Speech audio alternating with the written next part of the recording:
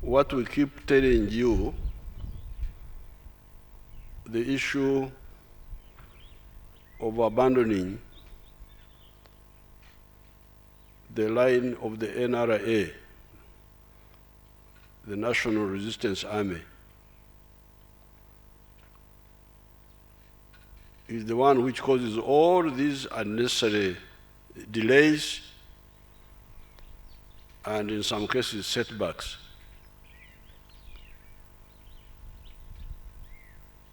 It seems one of the suspect factors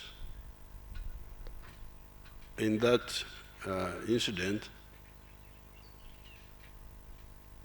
could be again corruption by some of these new players in the army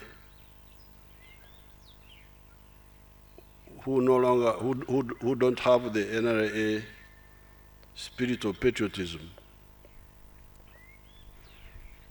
And they start looking at, because in Somalia, the UN gives allowances, big allowances.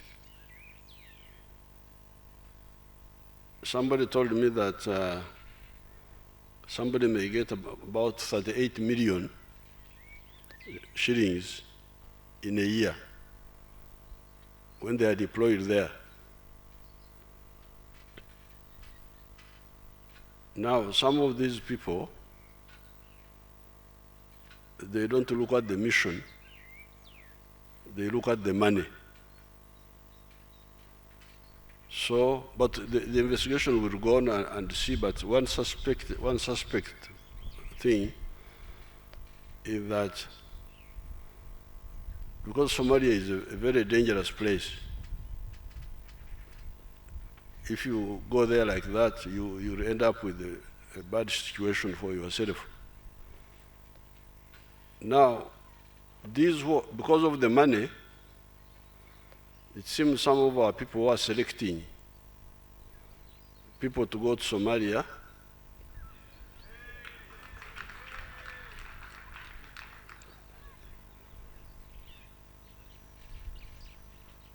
they don't do what we were doing at the beginning, apparently. I was not following. Because in the beginning, we would get combat units, brigade, this. It goes as a brigade and does the work. That's how they defeated Al-Shabaab in all those areas, in Mogadishu and all over. We've never had any big problem with Al-Shabaab because we are very capable. So they go as a fighting unit. But it seems at some stage, some of the people who organize, they put these bodyguards, secretary, I don't know what do you call them, these who are around here,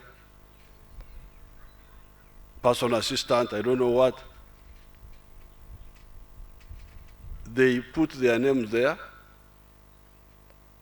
create sort of ad hoc, instead of having integral units, they create ad hoc groups made of bodyguards, made of what? People from cooks.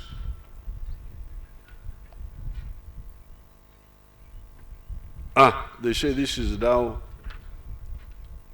I think that battalion was called Zulu, it is Battalion Zulu.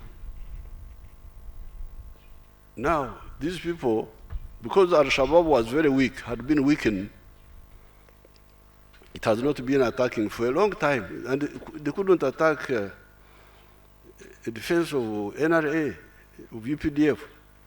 It is suicidal. But because of that problem of sending welfare cases on a combat mission,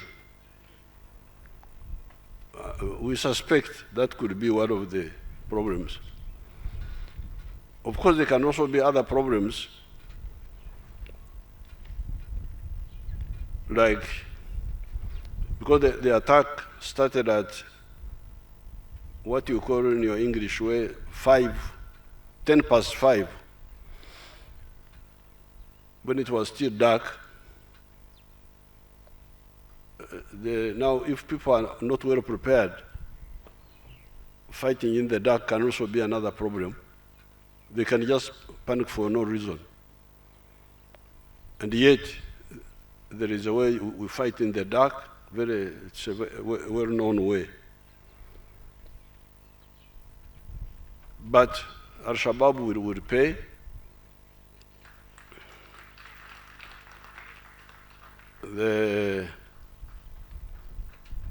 The Americans, because we don't have big support forces there,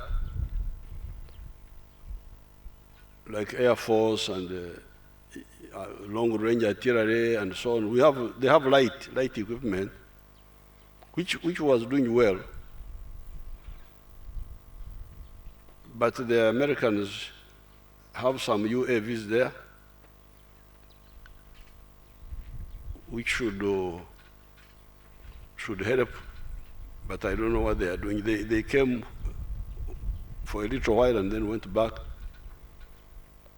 And then the Turkish also have some system there, UAVs. If they were all coordinating, there would be no problem, but they don't. So I was speaking with those people there,